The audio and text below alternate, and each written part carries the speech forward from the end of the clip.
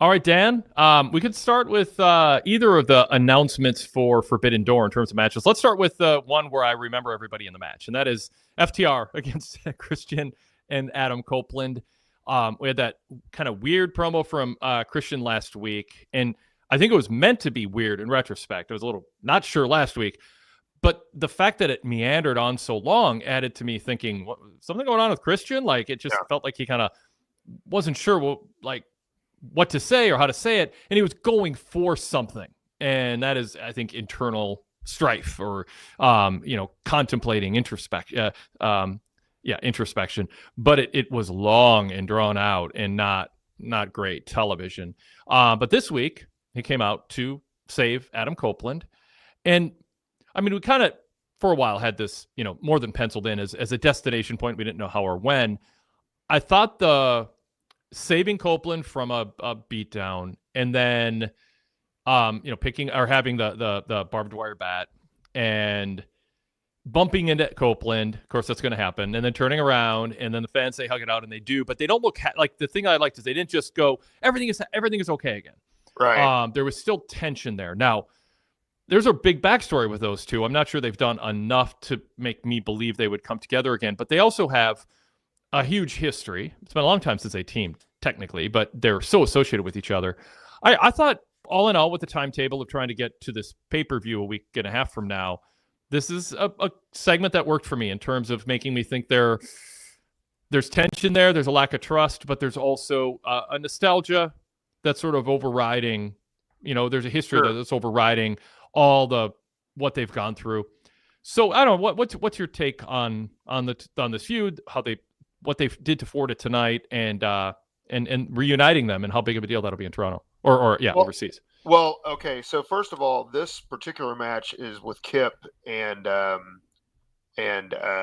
yes, and Nick Wayne. Yes. So the big matches later. FTR will come in Toronto. I'm guessing. How ironic is it? I said, let's start with the match where I know who's in it, and I screw up and I say it's FTR because they're on my mind. Yeah.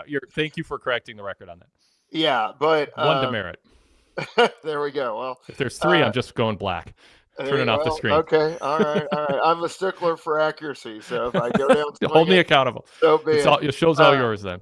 There we go. But that's the thing. They both have adversaries that are pretty strong adversaries. The way they've built that up, and this doesn't really usually happen with AEW. But honestly, in this case, they had they had to fit the match into the timetable as opposed to being able to work with the timetable as it was a little more organic. And so given that constraint, which is strong, they wanted to have this, they want to have the match in Toronto, and they want to, this is a good way to get people excited about that. So I'm good with it. Yeah, I think everything was believable enough that I kind of buy it. I think that's kind of a theme for the entire show. There were a few things that were kind of clunky, but they all kind of worked well enough together that I was willing to go along with it and kind of enjoyed it. And sometimes I enjoy a little bit more spontaneity and lack of everything being, scripted out to the nth degree. And that's kind of what happened a few times tonight. And so I'm generally okay with that. I don't want to say there's one scenario that would have absolutely worked and connected all the dots, or that it's, the execution of ideas can go different ways. But I'll throw this out as an alternative to what we saw tonight, which is, if you're going to face kind of the not the prelim guys, but the setup guys for the bigger match, would it have worked? And I haven't thought this all the way through. It just kind of crossed my mind to have sort of Christian and have the heels basically goad Christian and Copeland into teaming together, with the idea being you two can't get along. So it actually would have been the heels forcing them together at this stage, which felt a little rushed. Like I said, in the timetable I think they did an okay job, but it feels a little rushed. And then have Christian and Copeland not be entirely comfortable with it, but sort of go along with it. The heels are a little too over the top in believing these two won't get along. We cornered them. We know what's going to happen. And talk about the history of these two. Have the announcers back up and go, they put their pride. Like, to me, I'd rather have the mystery going into this. There's still a mystery. Will Christian and Copeland get along? But not have them do it without it being suggested and goaded into it. Oh, it's an alternative way to. Do you like that better? Do you think they could have made that work? I think so. I think that it certainly is a good alternative. I don't know that it's just heads and tails above it, but I again, without thinking through it, I might have been more inclined to go that way because you have given the people the reunion. Like maybe you try to save that for a victory at Forbidden Door, and then you get the actual, maybe not a complete embrace, but hug, get along, and we're buddies again. Yeah. Gave a little bit of that away tonight, which the crowd in Cincinnati liked. Yeah. But yeah, I don't know if that's the best way to sell a pay-per-view or not. Yeah. Yep. I think we still got next week. So some of what we're talking about in terms of, are they really getting along? Because, I mean, the announcers underlined, like Christian didn't look entirely comfortable and happy. Nor would you want him to be. So they're selling that idea. So I am curious what they write into the show next week. They shouldn't come out and act all, happy to be back together again. They should have to fight side by side to earn each other's trust. But so I'm curious what they do in terms of telling that story next week. But my hunch will be they'll add some doubt that they're getting along well enough to take on Sabian and Nick Wayne. But they could go the other direction, and it's a little more traditional and straightforward, and just have the heels be so obnoxious and aggressive that Christian and Copeland have to fend them off again, and that kind of brings them closer together. And I think you can go either way with it. So, yeah. Well, one thing I was super curious about when they played Christian's music is whether he was going to pose for 5 minutes before helping his buddy there. So I was kind of glad to see that he didn't. Yeah. Although if he did, it would be like turnabout is fair play, and you could feel that as tension. But I preferred the fact that because FTR was like, so what, they're playing his music, let's keep attacking Cope there. And fortunately for Copeland, it wasn't successful because Christian hustled to the ring. There was, I think, a part. I bet there was a portion of the crowd or people had it in mind. Is Christian gonna sprint to the ring to show up Copeland, no hesitation, but then get to the ring and just go, like, I don't know, maybe like, but I don't. But it's funny to talk about. But I'm not sure I want Christian's character to be funny right now. No, I agree. But it's a fun little alt world approach to take. Yeah. What kind of legs does Copeland Christian reunion have? Because I think it can be two things. You're going to have a good crowd reaction with a lot of fans. There is kind of a larger message that's sent, which is we're doing more stuff that is kind of inherited from WWE. It's nostalgia. It's an older. I mean, WCW went through that in the downward trend for Nitro. It's like, oh, we're doing this again. More of this of Flair and Hogan, and it's like, at some point, if you're AEW, do you look at the positives and then also weigh the negatives and maybe try to do your own thing? I'll load this question up a little bit more with the counter, which is so much of what they're doing is original and fresh. MJF and Hangman, for instance, and Swerve Strickland and Okada. It's not like it's overwhelming the product right now. But nevertheless, it's a question that's been posed all along when these two landed in the same company, and the feeling was someday they'll team. Yeah, one thing that's an advantage for AEW as opposed to what you mentioned in WCW is WCW kept repeating the same things in WCW. Right. Yeah. Like, at least this is new to AEW, which is going to be really exciting to certain fans. I don't know, but I just continued to be surprised by how many legs the Hardys had in AEW a few years ago. Mm-hmm. And and I'm not saying I would necessarily endorse this, but I think it may have more staying power than maybe either one of us would be inclined to believe. I don't know that means you have to completely buy into it. Maybe this, I'd kind of think that you can run this for a few months and then move on.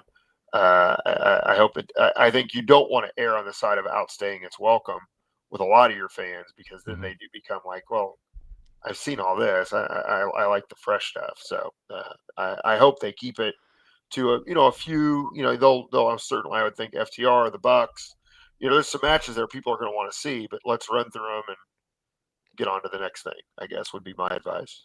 Yeah, and I you hate to, the crowd is your live focus group, and you want to take their feedback, but there also is sort of a politeness that fans have if they're if they have brand loyalty at this point, if the brand builds up goodwill with their fans, and they might react to something for the nostalgia, but it might play well with the people who are driving to the building, paying for parking, taking the night out, buying tickets.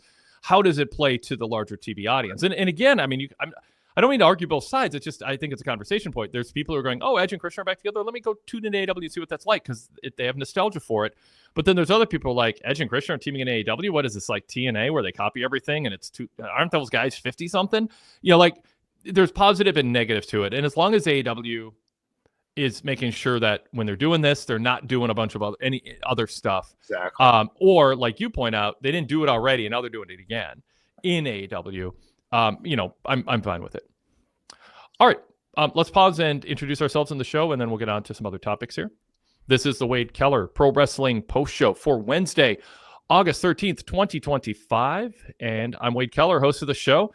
I'm the editor and publisher of the long-running Pro Wrestling Torch weekly newsletter and the website PWTorch.com, and the host of a variety of podcasts, including the Wade Keller Post Shows, where I host on a live stream on YouTube every Monday night, Wednesday night, and Friday night after Raw, Dynamite, and SmackDown, respectively.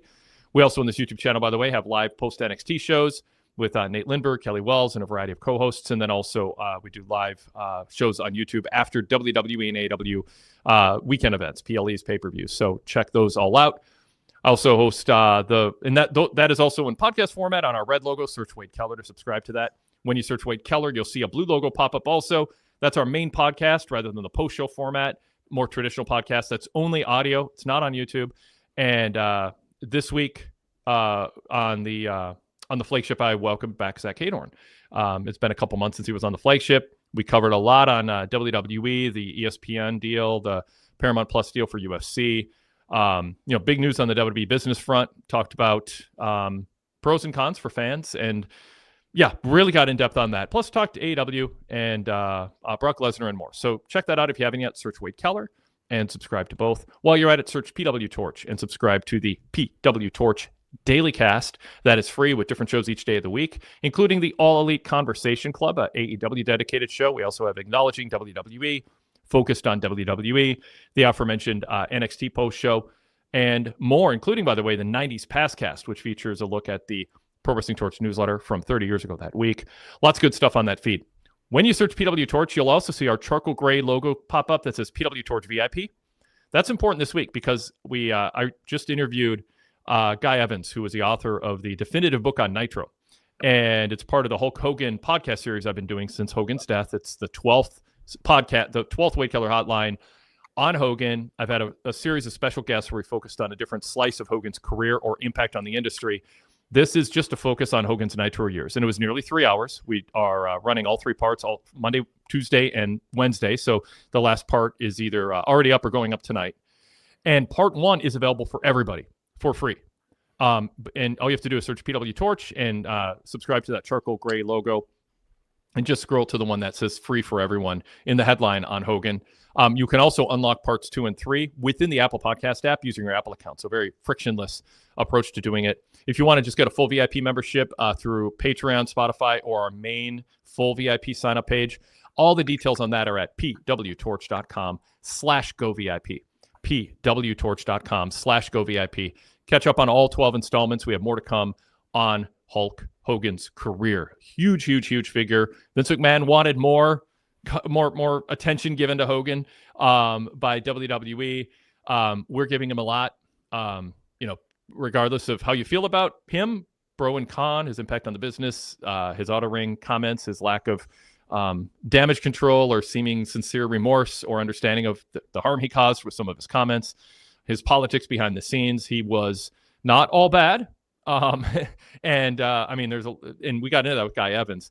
And he was a massive, massive figure in this industry. So we are really trying to give in-depth, comprehensive coverage and really bring new sides out to what you thought, what aspects that you didn't know about Hogan's history, and behind his perspective on his behind-the-scenes conduct and perspective on what he did on air. So great time to go VIP. So much other coverage that is exclusive for our VIP members. We summarize that at pwtorch.com/govip and also lay out the ways you can sign up through Spotify, Patreon, your Apple account, credit card, debit card, or PayPal. Check it out. With a full VIP membership, by the way, you can customize your RSS feeds. So you can have, I don't say unlimited because that sounds infinite, but dozens of podcast feeds are available when you sign up that break it down by show or clusters of shows. So that, for instance, the Hulk Hogan series can be literally just a podcast series on your phone that will only have the Hogan podcasts on the feed, so you can listen when you get a chance. But meanwhile, you can have a separate feed for our current shows that are covering the news, the fix, everything, post pay-per-view, and that kind of thing. So it's really slick, and you don't need a password or advanced settings either, and it is compatible with Apple Podcasts and Apple CarPlay, even though it's a membership option. So I have a great webmaster who's able to program that custom for us. So anyway, that's worth signing up for. So at least check out part 1 for free. Yeah, go ahead, Dan. I was just going to say, and I haven't had a chance to share this with you, Wade. I've probably listened to about 6 of those 12 Hogan pieces. I have the George Shire stuff queued up, and I really want to listen to that next. Oh, it's probably my favorite. I loved all of them, but I love the AWA period. And I mean, I've listened to you and George a lot in the past on the old radio shows and things like that. But I'm not solicited to say this. It's excellent stuff. I really enjoyed your reflections on kind of being phone pals with Hulk Hogan until he decided, very adult, he's a mixed bag. My dad used to say everybody's a mixed bag, son. Yep.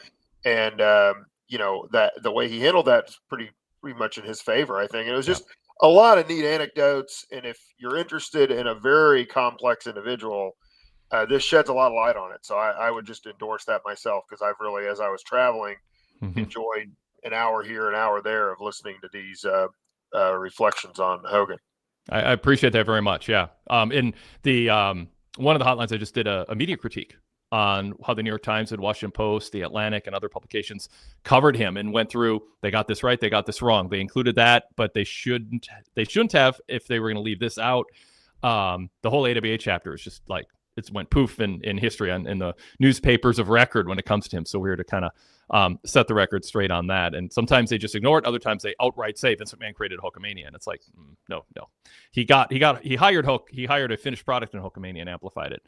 We also, if you go VIP, have our PDF copies. I can't show this end without covering up the microphone. You can get PDF copies of the paper copy, and that includes my nearly 3-page cover story on Hulk Hogan's career.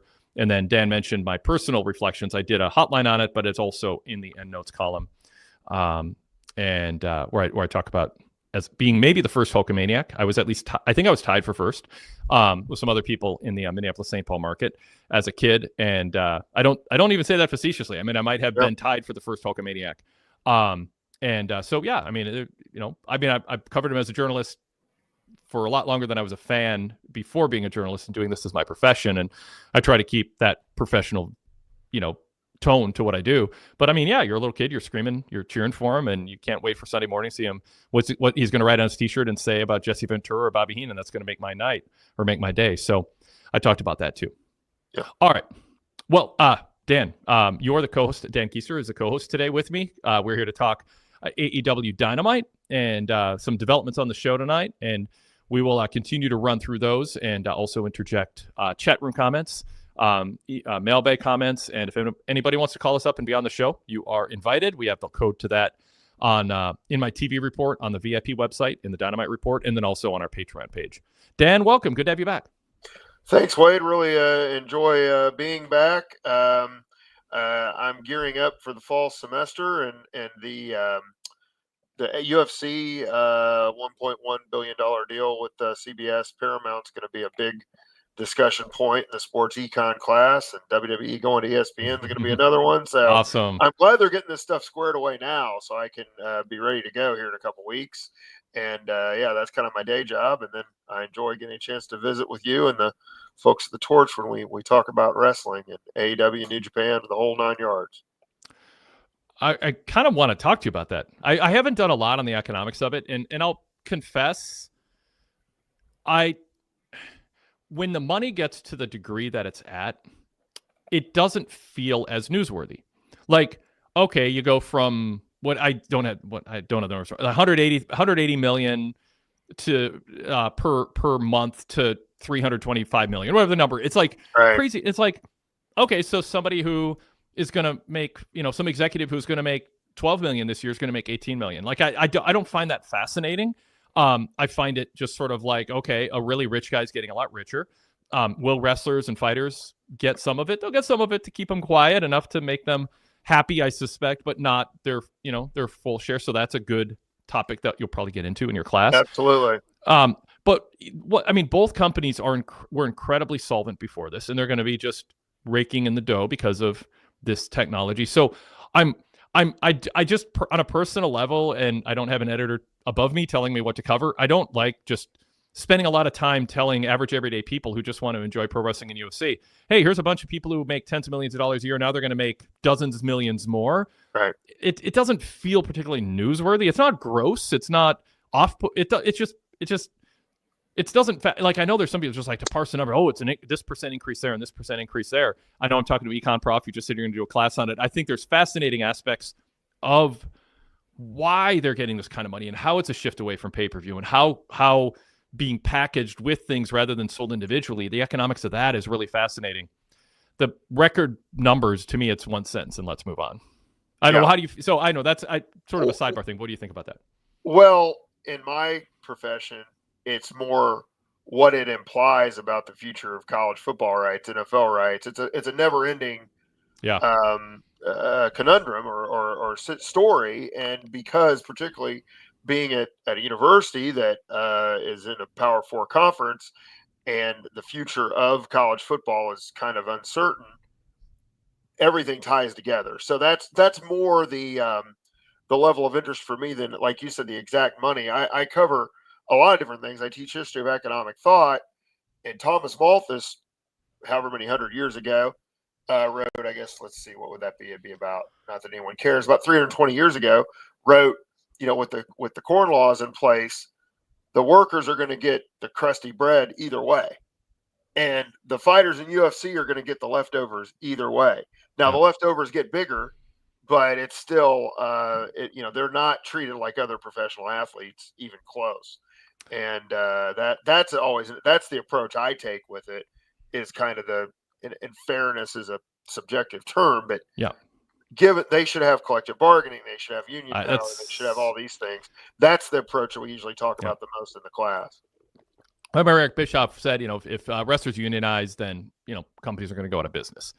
And you know what? There's enough money there now where you can't make that argument. No. I mean, you just can't. The money is so crazy that if all the UFC fighters got together and just said, and I'm sure UFC has, TKO has their lawyers writing stuff down, making sure. But I mean, I remember the NFL strike season with all the scabs who were, or whatever, the replacement players. And, you kind of got into it and then you kind of didn't because it wasn't good football. Right. I don't know. That's a whole other topic. It'd be fun to actually do a show with you on the economics of this. I think the UFC story is bigger because they're moving from a pay-per-view model to a $12.99 a month. You can see everything that they do, and there'll be some specials on CBS too. So USC's availability for the biggest shows they do had got a lot cheaper. But you have to get Paramount Plus, and that's. I don't know how many people are going to do that. They want to be a major player. They're spending a lot of money and doing a lot to do that. So that's it. But for WWE, it doesn't change much. I mean, instead of spending $8 to $12 on Peacock, the rates are going up soon. You just have to either log into the streaming service on your Roku box or whatever for ESPN if you already have cable and ESPN has a channel on it, or you got to pay $30 now to get it. So it's it's $17 more than Peacock would have been. That's not nothing. But you also get all of ESPN then. You get a whole bunch of other stuff that maybe is more interest to you than Peacock. So to me, the WWE story is not huge. It's a factor. You got to switch to it, but everyone's getting used to switching streaming channels left and right.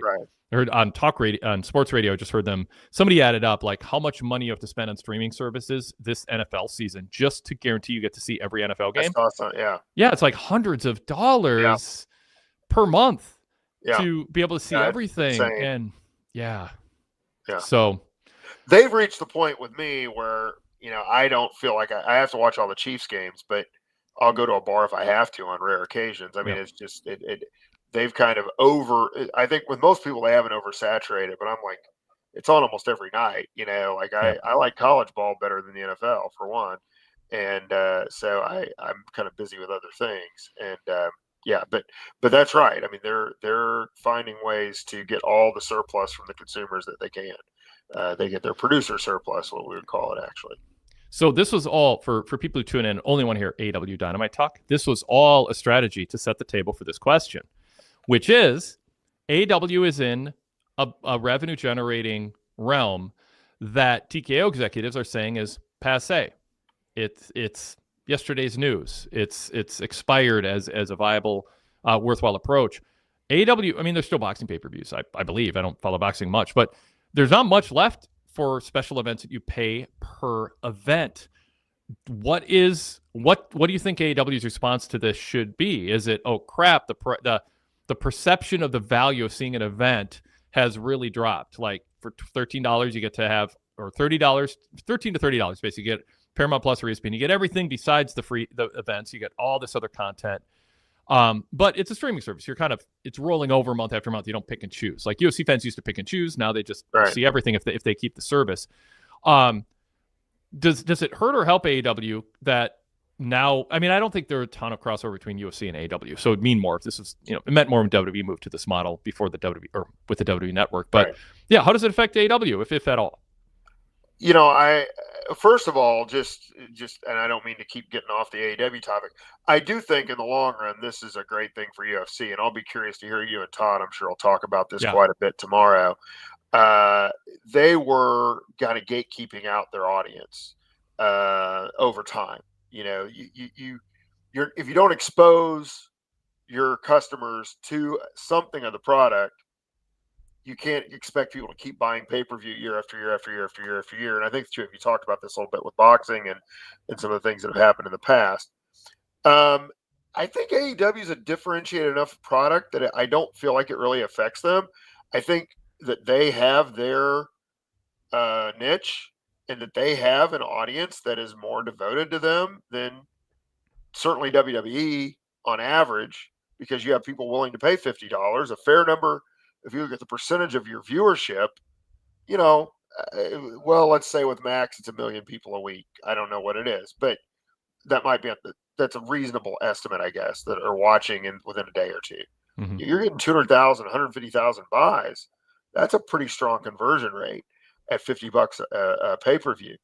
And so I think it's kind of good in a way. They are not, someone can follow AEW without getting the pay-per-views. I don't know why you would, because of the quality of the pay-per-views, but they're not blocking out their audience the way UFC was. So I think it's a reasonably good business model. I mean, if I'm Tony Khan, I'm going to listen if somebody wants to give me the ESPN type deal and just bundle everything. But I like the fact that they have to sing for their supper. I like the fact that they have to build a pay-per-view that people actually want to watch and pay for, or they get the results. I think that's valuable information for a company.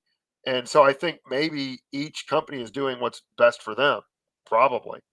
No, great points. And to me, like, that is one of the money. I mean, the money's fine. It's going to fascinate people, big numbers and the numbers are, like you said, they affect all kinds of sports, and the shakeup of how we get our entertainment on our TV screens is just so different than it's just ever evolving with the streaming technology. It just felt like, I remember the first time, like, I just was able to, like, stream a movie instead of having to put a DVD in. And it was like, this is crazy. The internet can do this. And I mean, I lived through that, and now it's just, and then there was a time when, like, and you can hear our podcast. I don't even know, how many years ago it was, when we're like, someday it's not just ordering a movie on Netflix or hitting play on a movie on Netflix that's already uploaded. They're going to, like, be able to live stream.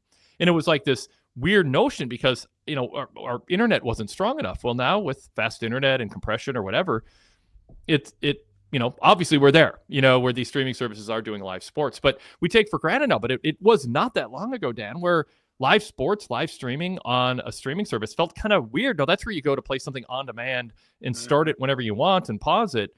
And now it is just taking over the broadcast network's role also. It's such a hybrid. And these deals are indicative of a lot of corporations with deep pockets gambling early on. And this is the economics that you can answer to in a minute here.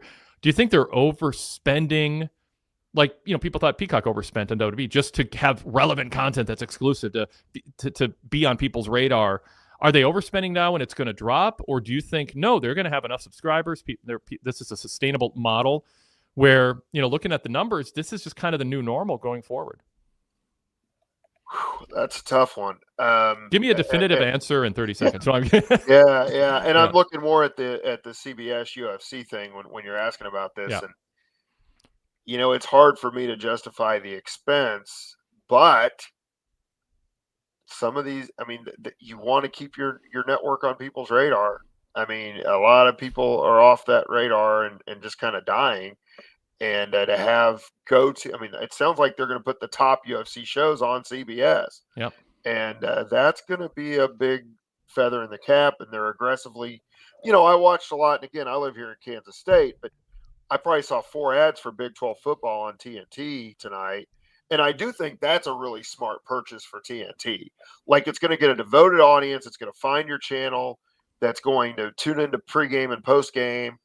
And maybe you reach, for whatever reason, the last few times I've been in Vegas, and I guess it's what they show at the sportsbook, I've seen so many ads for AEW because they're showing these sports on the Turner networks all the time. Yeah. And it's pretty overwhelming. It's like, this is something that people are going to be aware of that otherwise they wouldn't be. Like, I wish they weren't so generic, which is a whole other issue. I wish they customized and said, tune in to see our top world champion Hangman Page. Yeah. Here's 3 bullet points about his journey, who he is. Here's the foe against him. Like, I think you can fit that in a commercial. That means a lot more than a bunch of, guys half in masks, half ex-WWE guys doing dives. I just think it's money poorly spent. That's a whole other topic. I'll tell you another thing, and we'll eventually we'll talk about tonight's show.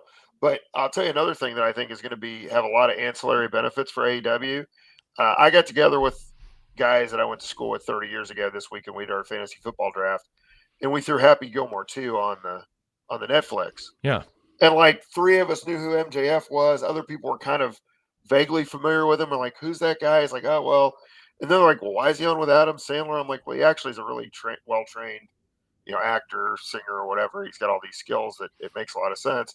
But it's like, I feel like people are going to be like, who's that guy on with Eminem and Travis Kelce and Bad Bunny and Becky Lynch? And like, his Q rating is going to go way up, I feel like, if it hasn't already. And I think that can only be good for AEW. Yeah. So, AEW's fan base, I think, will keep paying for events regardless of having to switch from Peacock to ESPN, or, and some are going to have to spend $70 more, and others are going to save money because they're going to cancel Peacock and they already have ESPN.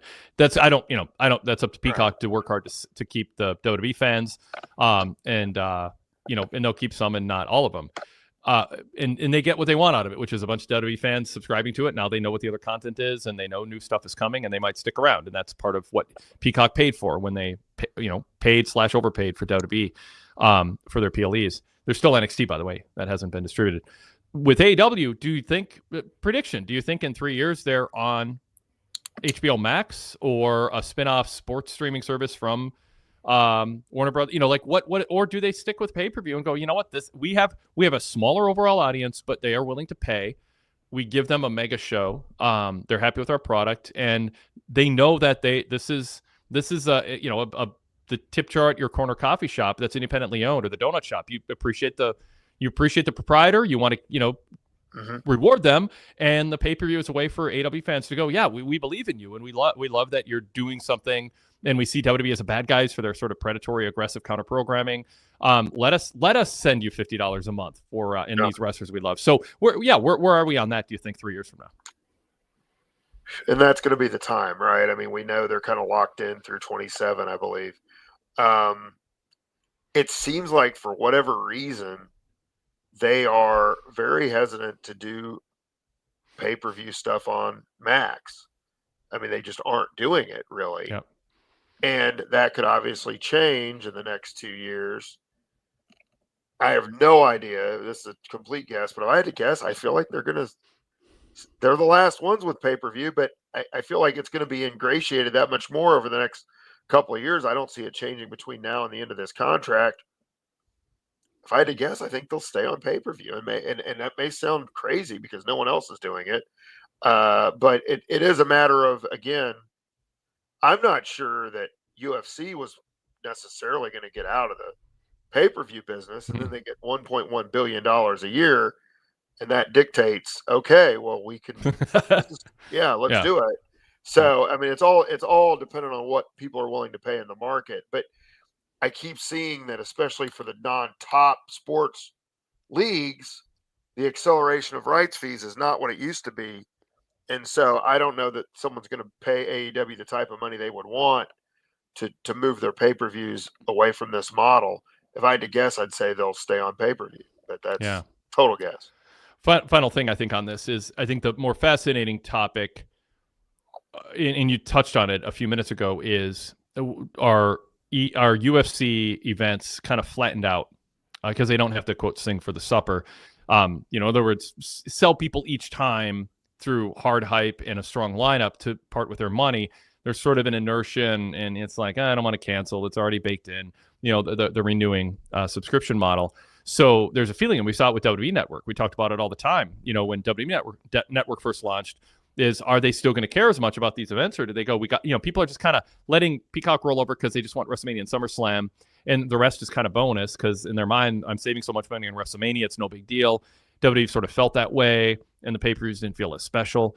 And so I wonder with UFC and WWE. I'm pausing because it's like with WWE, it's not all that different than it's been. So I don't think there'll be major change, but UFC will be. And so, the idea is, how does it change the way that they promote? And maybe with WWE, I mean, now that they have this deal and it's, what is it? Is it 3 years? I can't remember how many, or is it 5? I haven't.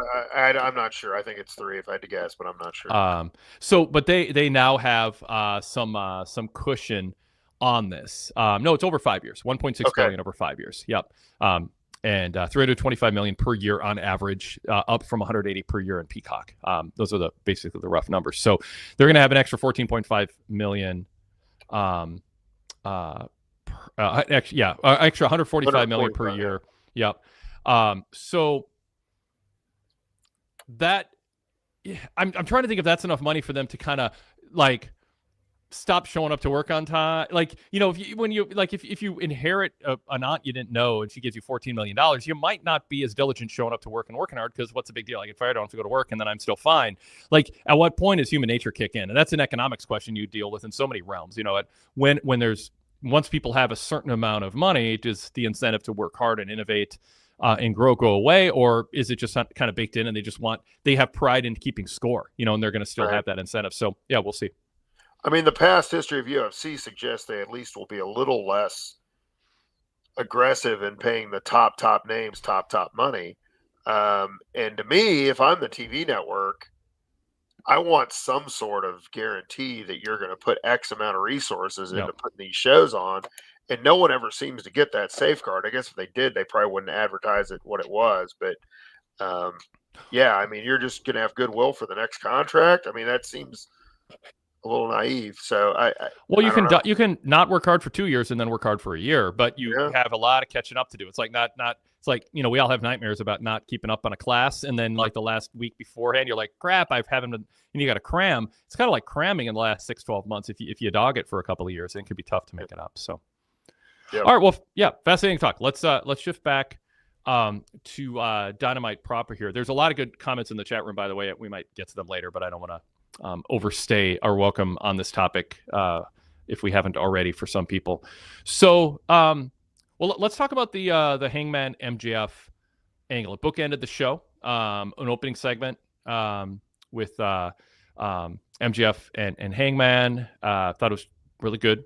Main event level segment, and then a show closing angle. I'm not sure how many people were still watching because it sure felt like the show was ending, and then all of a sudden maybe I missed it. Did Excalibur go?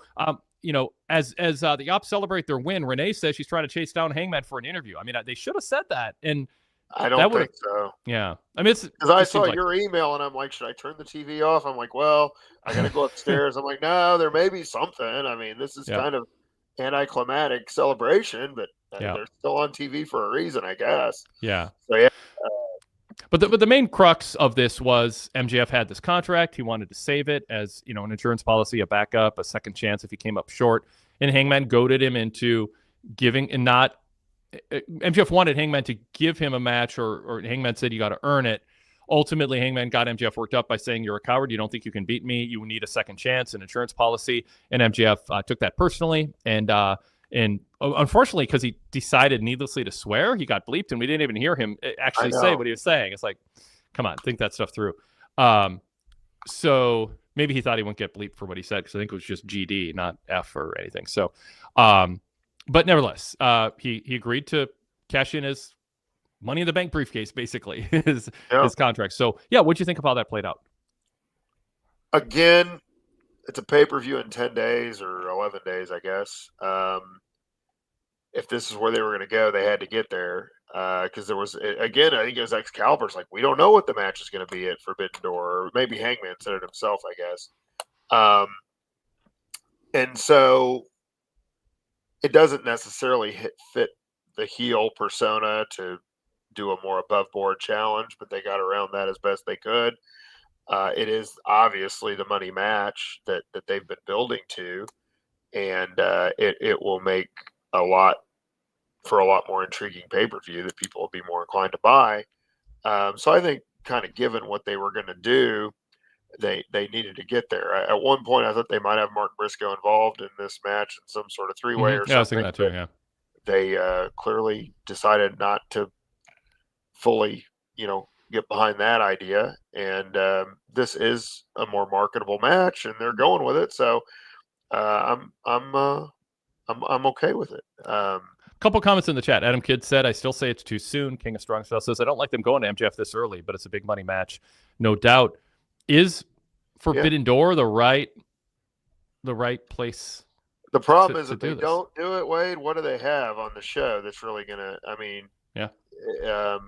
I like Hiromu. I like that addition a lot. And I'm curious, Zach, and I hope Nigel. I'll be really excited about that myself. But I don't know that that's going to sell a whole lot of pay-per-views. I know not everybody's like me in terms of what they enjoy watching. I'm glad Tanahashi's on the show, but again, they need a hook. And this is one of those things I said earlier. I think the timetable is dictating what they're doing more than them kind of organically doing things and then having it all add up at the right time. So it is a little soon. But if they didn't do it, where are they going to sell the pay-per-view? I guess that's a reasonable question. Is this the beginning of a multi-match series then? I mean, for people, they're going to it too soon. I mean, my hunch is this is not going to be the blow-off or a one-off. That'd be my inclination, yeah. And I do wonder if they were thinking of saving the cash-in. The idea being Hangman would agree to give MJF the match. Hangman beats him. MJF says, whatever. They tell their story so that MJF has a case to make. And then Hangman goes, no, you lost, you're done. And then that's when MJF cashes in. I mean, it seemed like everything was pointing that direction. And then we have this now, which is totally different. So, what do you make of that? Again, I think it just builds the stakes a little bit. You want to have a real main event. I certainly would hate to see them into the Hangman world title reign this quickly. I think there's it's okay to have, a good guy world champion that represents the company really well. And I think Hangman overall is doing that. So I'm trying to read these comments while I'm talking. I'll read them back. Yeah, okay. Yeah. And so I kind of like where they're going. I think that they need to stay on the Hangman side for a while, because I think it just, you've had enough heel champion for a while, and it doesn't always need to be the chase, I guess. Mm-hmm. I know they're kind of like Jim Crockett Promotions were, in a way, where there was a lot of the chase going on, but I think that's great for a while, but it's okay to have the Hulk Hogan champion, for lack of a better word, for a while as well. Not that Hangman today would love that comparison, but I think you know what I'm getting at. Yeah. All right. So some comments as you've been talking. Adam Kidd said, the issue is they don't have enough big, credible heels.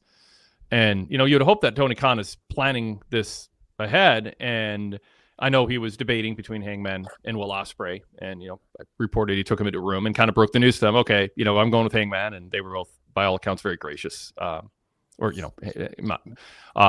Ospreay is very gracious about the decision to go with Hangman, but it seemed like that was the right story to tell. But he had two ways to go, and they both made sense. But it is sort of indicative of, did he have a bunch of heel opponents mapped out for him? And is there a pipeline of credible heels to face Hangman where it will seem like, oh, this is a long time coming?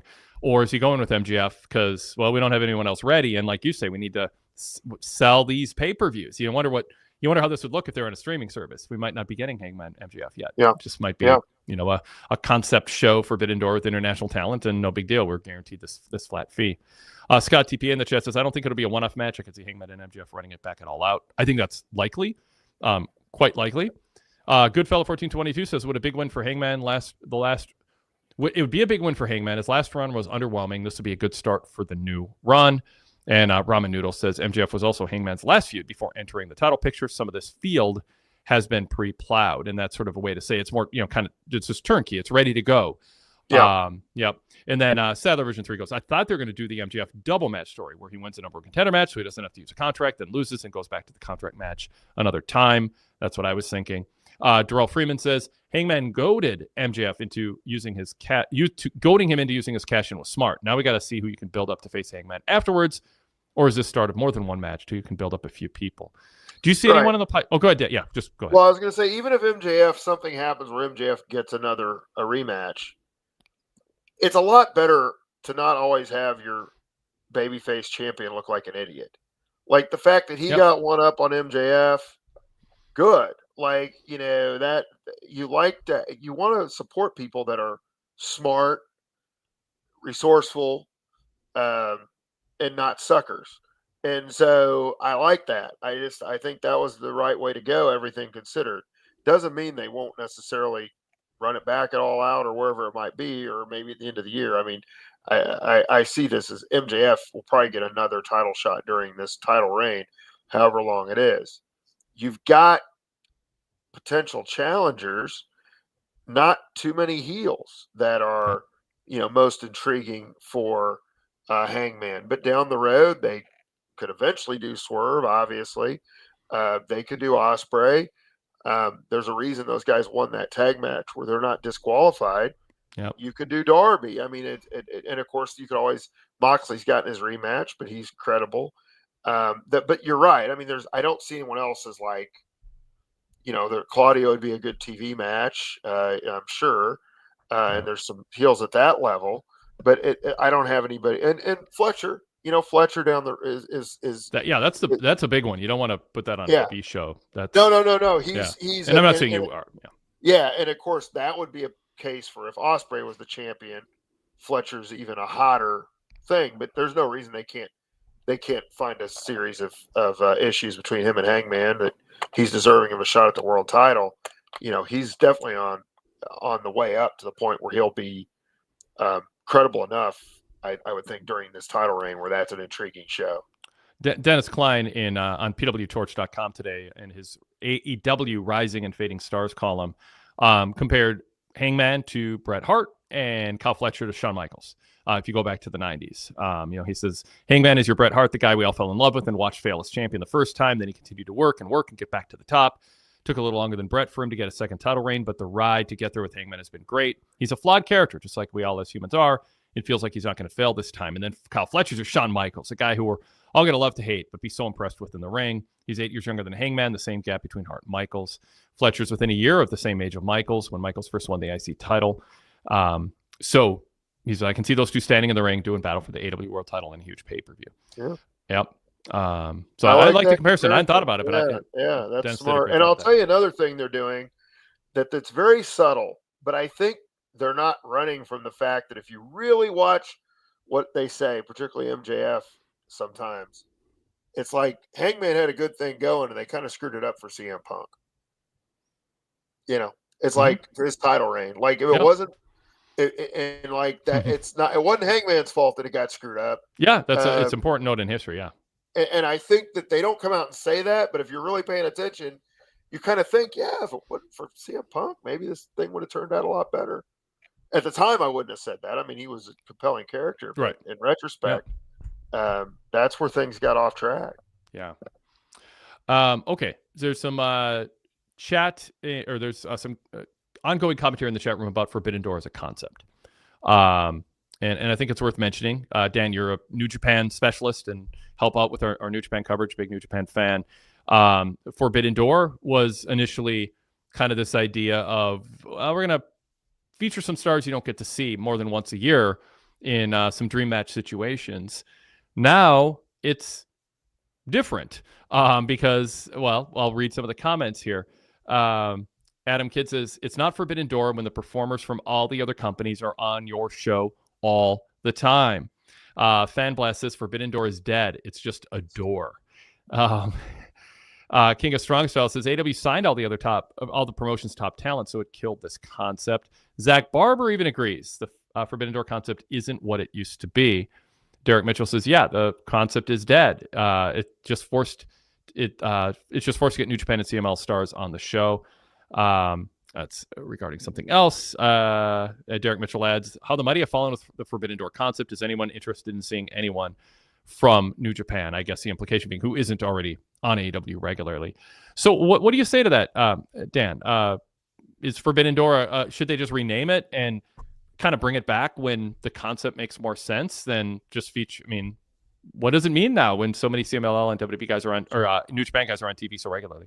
It's certainly more of an AEW show than the original one was, without question. And I think these points have some merit. I think they're also overstated to a degree. I really want to see Zach and hopefully Nigel. I think that would be really cool. But that is the only match with anyone on it. I mean, I guess Kyle Fletcher, Takahashi for the TNT title. Yeah, I mean, so yeah, go ahead. Yeah, and you're getting Gabe Kidd. They need to get an interview with Gabe. The Gabe Kidd, like they've dropped the ball with him since they brought him in. I don't think it's his fault. And so they need to have,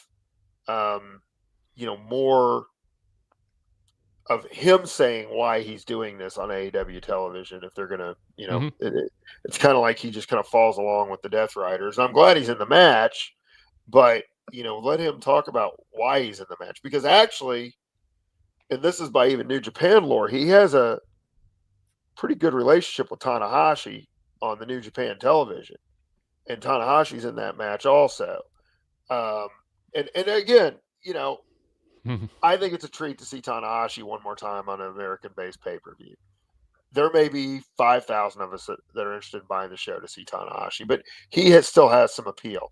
I'm not going to lie, when they were trying to figure out who was going to wrestle Kyle, I was like, man, I wonder who it's going to be that's really good. And Hiromu is a great choice, but their star power is way down.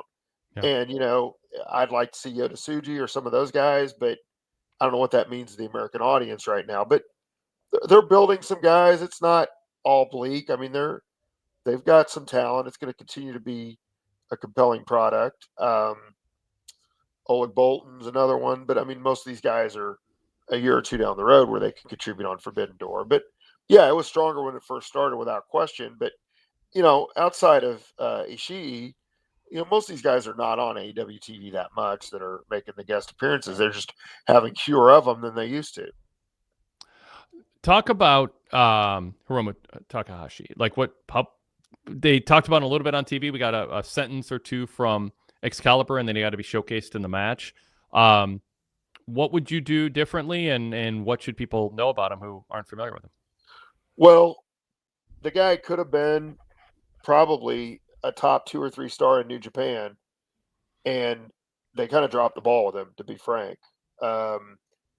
He's won the best of the Super Junior several times. He challenged Okada and Naito, I believe, at different times. And they never had him beat Naito, which I thought was a big mistake. He's good enough where he could have been in the G1 more often, and he could have been treated as a bigger deal than he has been. At times, he was probably a top 3 or 4 star in the company in terms of audience reaction when he was junior heavyweight. and they just never, they moved Will Ospreay up to the heavyweights. They moved these other guys up to the heavyweights. They never got behind him as a heavyweight. And I know he doesn't look like a heavyweight, but he's skilled, very skilled, a lot of aerial ability, a lot of innovative moves, incredibly charismatic. Kind of has this, it's hard to describe his persona. It's very different. Wild card is a term Excalibur uses. Yeah. He really is. I mean, but what he does is kind of unpredictable in a positive way. Like he does charming things. He's very compelling. You want to see him wrestle and you want to see him compete. It's hard to explain for me. And it's a conundrum for Tony Khan, because how much TV time do you want to give to somebody who's coming in for a one-off event for a match that's a mid-card match? So you have someone who, you could talk him up, but you don't want people too excited about him because they don't want the letdown when he is only on this one show. So you're going after those 5,000, give or take 4,000 people who are going to be swayed in any way to buy the event because of him. He's there. I mean, AEW hires New Japan wrestlers. So, he could be a future guy, but, he's there to give Forbidden Door as a concept and credibility. Yeah. Yeah. And, he was teaming with Naito a year ago, and they won the tag titles. And then they kind of parted ways with Naito, which I think they kind of had to, given their circumstances. And he hasn't really done that much since. But he is like, look, there's no doubt. I can't argue with the people that are like, when Forbidden Door first started, you were getting Okada and you're getting Jay White, and you're getting guys that were huge deals relative to all the stars today. Right now, you're getting Zach, and you're getting Tanahashi, and you're getting Hiromu, Gabe Kidd, and that's about it as far as I can recall. So AEW, it's more of an AEW show than it used to be in terms of selling the pay-per-views. But I do think they're giving you enough that people that like New Japan will be like, I'm more inclined to buy it myself because I want to see these guys in this environment. And I know I'm not maybe the dominant consumer of this thing, but it's cool that AEW does stuff like that. I mean, there's one of many pay-per-views a year, and they're trying to make it a little special given the fact that New Japan doesn't have the star power it used to have. Should they make a bigger deal out of having the IWGP champ? I know AEW has so many belts. They talk about CML belts now in the mix, and Mercedes money coming out just draped in belts from all over the world. And so it's hard to tell the mainstream or the casual sort of mainstream audience this belt's a big deal and convince them of it when so many belts are floating around. Everybody's got a belt. That said, should a bigger deal be made out of the IWGP World Heavyweight title, one of the most heralded, significant titles of the last couple generations, is going to be here and on AEW pay-per-view and build up who his opponent is going to be longer and do more to promote Zack Sabre Jr.? Or do you look at that and go, well, you're putting too much TV time into someone who's just there for one match and it really won't make a difference? The selling point is Christian and Copeland. It's Hangman and MJF. It's Tony Storm and Athena. Let's not lose sight of that. Let's not give a ton of valuable TV time to someone who's in for a one-off. I have mixed feelings on that, but I think something more should be done about it's like royalty to have the IWGP champ and royalty to have Zack Sabre Jr. on your show. Give people a reason to kind of get goosebumps about oh, this is something different and special. And they just haven't conveyed that at all this year. Yeah, if you're going to do something like this, do it right. And Zach's a big enough deal and a talented enough guy that you can build him up as being very special. It's kind of what they're saying in the chat. To some degree, what's being done on this show is a bit of an afterthought for the New Japan participation. And I understand that it's taken a step back from where it was, but Zach's the real deal. And he's the best wrestler in the world at his style of wrestling. And that is appealing to a fair number of fans. And he is distinctive enough that he can get out there and talk about being the best wrestler in the world, and he can back up what he's saying. And he can plant seeds for Hangman. That's enough of a reason. Sorry, yeah, our internet got cut. We could plant a seed for an eventual match with Hangman. If you invest in him now, it doesn't mean you won't see him for another year. You could do an angle, whether Zach's current IWGP champ or not, at the time of the angle, because there's some politics there. They can go to 60-minute draw like in the 70s when champs face champs. But yeah, I mean, there's if you put time into them, you're planting seeds for something you can cash in later too. Yeah, and again, you're buying an asset that's going to pay off. Like, he's going to deliver in the matches themselves, and he's going to make your audience sit back and go, wow, if they take him seriously enough and put him in a high stakes enough environment. So, and it'd be not, I know they're, G1's going on and all that, but I think, and they don't do many interviews and packages, but at least Saturday, they need to have an interview, either a pre-tape or something with Zach. Yep. I mean, again, if you're going to do it. Like, you need to invest in the entire product so your audience is aware of what they're getting, and that needs to be done. It's too late to get an A grade for Zack Sabre Jr. and making the Forbidden Door concept feel distinct and special. But you got next week to do something, and they ought to. If I'm AEW and I have the Forbidden Door concept, I don't take for granted that people know what it means, why it's named that, the format of the show. I mean, I would say, like, I know it's a journalist in me. It's like your job as a journalist, generally speaking, broadly, is take a complex story with disparate paths and details, try to figure out which ones are the most important, and then which ones are true, which ones aren't, frame it in a way where there's a lead and there's context and it's in a certain order. And my mind has thought that way since, as a teenager and went to college and took journalism classes. And there's nobody in AEW, Tony Khan, the announcers, nobody thinks like that. Nobody thinks about how do we take a bunch of complex information and then present it in a real palatable but compelling way to the viewers. They present everything like the person's already read the newspaper front to back and they know everything. And they were, so Forbidden Door is just marketed to people who they hear Forbidden Door. They go, oh, yay, again this year. This will be fun. Or, well, it won't be as good as last year, but I get to see a couple New Japan stars. They need somebody in that, well, it needs a strong word, but they'd benefit from having somebody who thinks about this and says, all right, how do we want to approach it this year? Here's what the differences are. Here's our audience. We obviously have new people who are not following New Japan. Derek Mitchell says there's a lot of us who are out of the loop on New Japan Pro Wrestling. I think it was Dennis Klein in his column on AEW Rising and Fading Stars.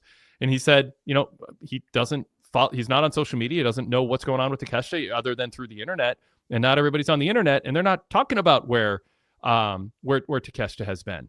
And he thinks, he follows stuff through Torch Audio and websites, but not everybody does. So there's just a lot more AEW could be doing to make this concept feel tangible to people, and also create that aura. Like I say, Zack Sabre Jr.'s royalty. Create an aura that this is a big deal, that we're getting some of the top New Japan stars.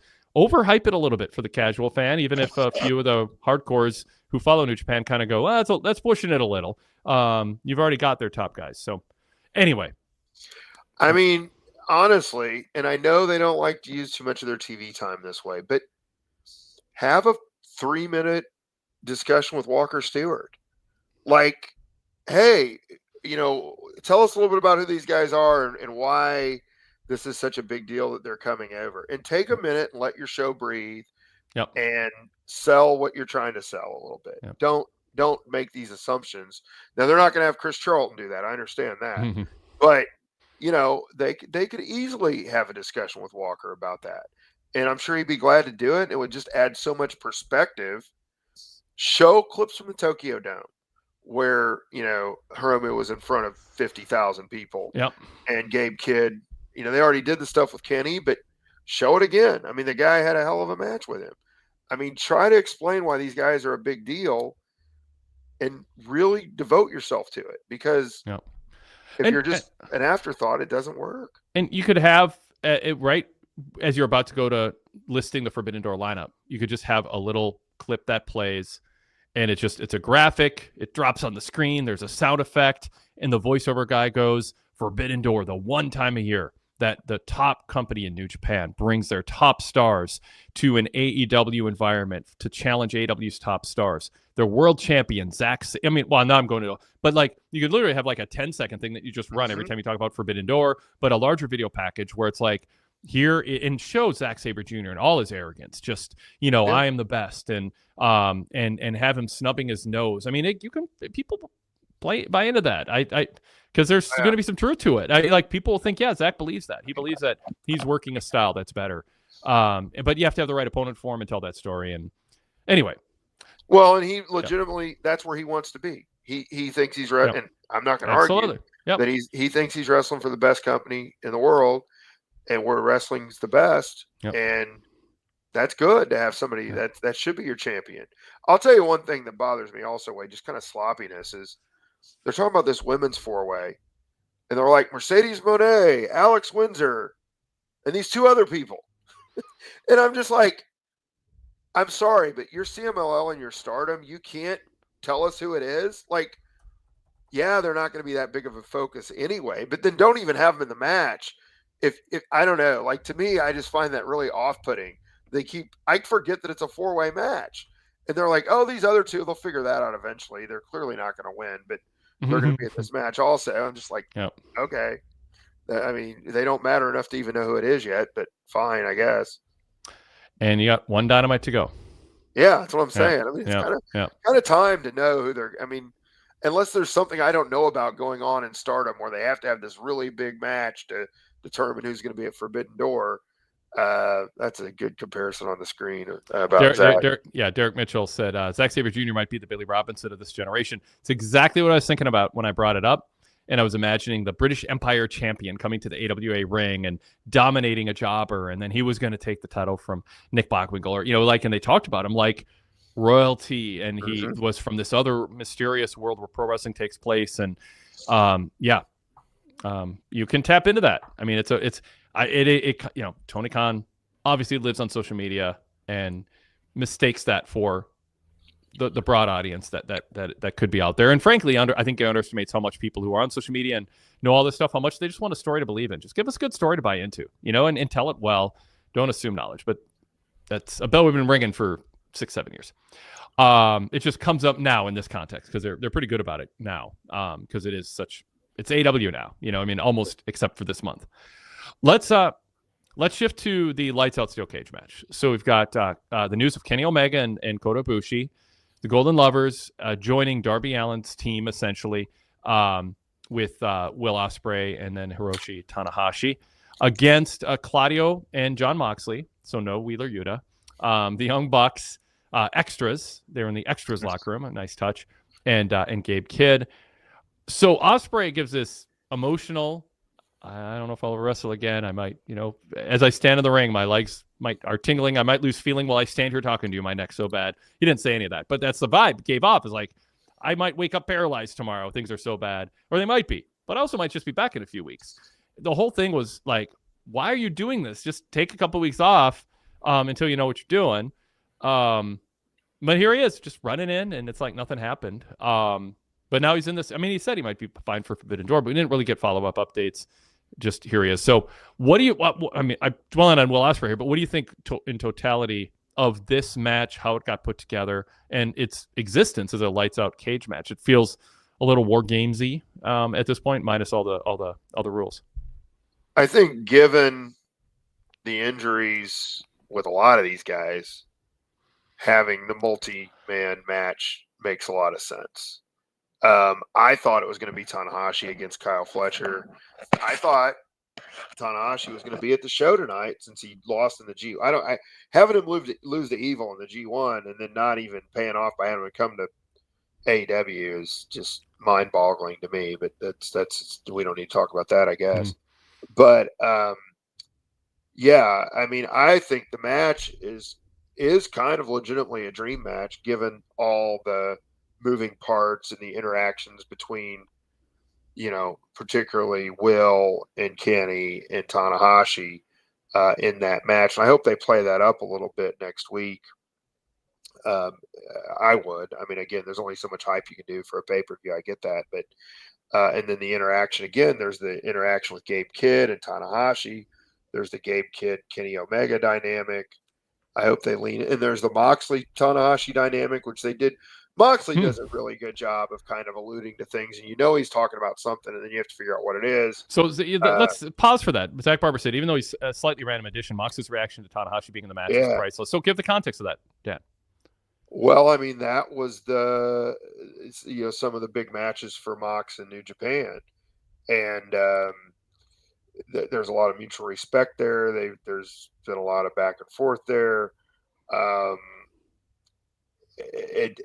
There's just a bigger dynamic at play, I think, than just a normal thing. And so, that was something I thought he did a good job alluding to. What did you think of his body language, his expression? Like it felt like a slightly different version of Moxley than we've been seeing. Like, Tanahashi. It was kind of like he was kind of implying earlier that he wasn't going to accept the match.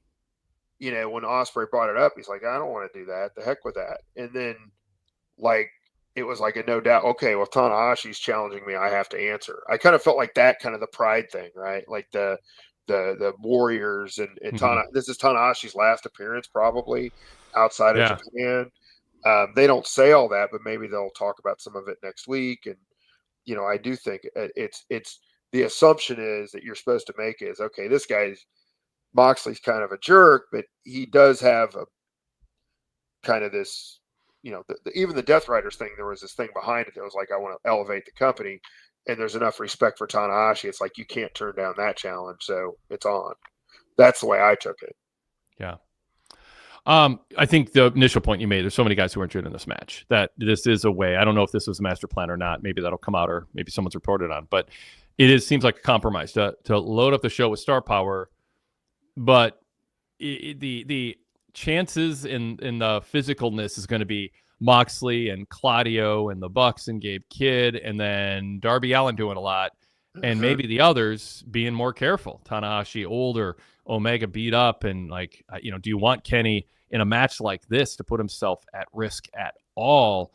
Sadler version 3 says hopefully Kenny doesn't do anything crazy in this match for his sake and for AEW's sake and for his fans' sake. I didn't think Kenny was going to be on this show. Right. And so that was kind of like, whoa, they announced that. It's like, okay.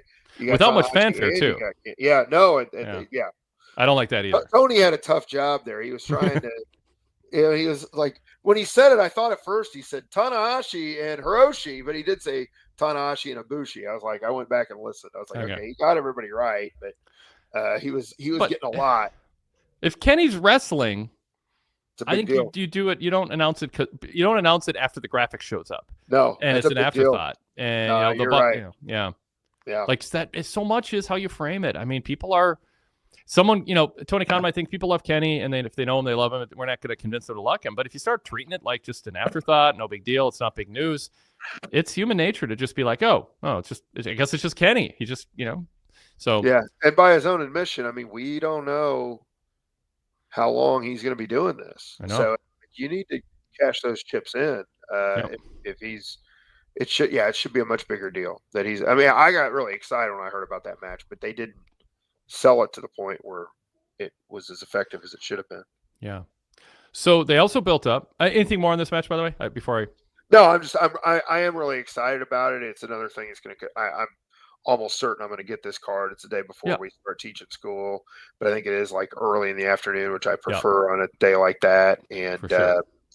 I mean, I'm intrigued enough. It's not like a must, like some of the other pay-per-views have been, but I'm pretty excited about it. I'll enjoy it, I'm sure. So then we had a build to Tony Storm and Athena in the bleachers, brawling as Mercedes, Tekla, and Sky Blue were taking on Alex Windsor, Queen Aminata, and Willow Nightingale in a 10-minute match. What'd you think of what they did to build up Tony Storm and Athena? You want to shake things up, do things creatively, differently. You can only do so many face-to-faces and contract signing segments, but you want them to interact. Did they do enough to establish why you should have animosity towards Athena going into a Tony Storm title defense against her? I'm not sure about that.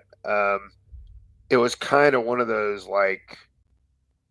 hard to keep track of everything. There were so many moving parts for me. Yep. I didn't really. The women's division is like that a lot. It is. They fit a lot, and I don't want to get into too much how much time the women should get. That's always a discussion back and forth on the social media and stuff. But it's a chicken or an egg argument. But they crammed so much in there, it was kind of hard to focus on any one thing. Yeah. The counter argument would be, okay, give them twice as much time, but I don't know if that's the solution either. In terms of having the best 2-hour show you can have. Especially the way Tony studies minute by minute. Yeah. But it is chicken and egg. I mean, would people stay Yeah. tuned if you did a better job promoting them and if you feature them in a way where people thought this is a big deal and not just time filler or not equal time, but, you know, an allotment of required time. Yeah. I did make a note on that. Let me see if I can find it. But, you know, I had a hard time focusing on any one thing about that match, I guess I would say. I did think I wrote down Tony with the clever challenge. The way she challenged, I don't know what I was writing there actually, but just her language, you know, her all the innuendo. I mean, that's always that kilt line, you know. Yeah, that's what it was. It was. I thought, okay, they're building to a match next week. You're gonna, and of course, I forgot 2 hours later, but you're gonna remember that this match is on in Glasgow next week, and she's building up the Scotland thing. And I mean, obviously, she's an amazing presence. I mean, she has quite a personality. Yeah, she's great. Yeah. Anything stand out in that match? It was pretty good action overall. I thought Willow had a couple really good moments there. How do you feel about Alex Windsor? Are they doing a good job presenting and framing? I think so. I mean, she's got she's more credible with some of, especially some of those submission moves and things than most of the women. And the interaction with her and Tony is kind of weird, like most things with Tony are, but kind of charming. Right. So I think they're doing a pretty good job with her. On the just a couple other things from this show, we had Jon Moxley and Kevin Knight, a follow-up to Moxley and Speedball Mike Bailey last week. They went 13 minutes, and an angle afterwards. Speedball coming in to check on Knight and Yuta jumping him, and then some body bag fun. It's a good match. I watched Kevin Knight, and it's like there's some star power there, great athleticism, charisma. Held his own with Moxley for a while. Any thoughts on how AEW is using Kevin Knight compared to where you think his kind of water level should settle in at, or how they should build him up if that's the thought? He's on a positive trajectory. As is Speedball, I wouldn't break that team up anytime soon. There's plenty of time for singles runs for those guys, and they're a good team. I thought we usually talk a little bit about the production of the show. I thought the entrance of Moxley through the crowd was really good. I thought, I don't know how many people were there, but it looked full enough that it seemed like a pretty cool atmosphere. I didn't watch it and think, oh, this is not like a they had like 1,300 tickets as of like yesterday, I think, roughly. I could believe that. It's a small building though, and it looked reasonably full. So it holds about 4,500 for concerts. So okay, yeah. Well, maybe they filmed it better than I thought. Then we talked last time. They're coming back to Kansas City, and I'll probably go to that. But they're running back to Silverstein. We talked about this last time I co-hosted with you, which is the 5,000 seat building instead of the T-Mobile Center with 20,000. And it's interesting, on the tickets it says Independence, Missouri, which is where it is. But on the TV tonight, they said Kansas City, Missouri, which makes it sound bigger, I guess. I don't know. People from Harry Truman's hometown are going to get upset or not. But they're smarter to run that building. It makes me more inclined to go, actually. So that's a great place to watch wrestling, even though it's an extra 20 minutes from my house. So yeah, I'd rather do 20 minutes and be in a good building. Yeah. So that'll be fun. I think it's October 15th. I'm planning on going. So, what do you think of the body bag as a prop? How are they using it? Is it fine? I mean, Wheeler's hilarious in it. I mean, he's just struggling to get out. It makes me worry they didn't gimmick it. And then Claudio's trying to keep him from suffocating in theory, and he can't find the zipper, which adds some drama. I mean, I assume it's a bit gimmicked, I guess. Maybe I'm making. I hope so. With Darby, you don't know. No, you don't. He's Houdini. He's like, no gimmicking. Yeah. So I hadn't really thought too much about it, but now you have me a little worried. Yeah, it's fun. What was another? Oh, just what do you think about, from a direction standpoint, the lack of build for the main event? I was like, they're gonna do something. I wrote down at one point, what is the main event? I couldn't remember it, and I'm like, I know this.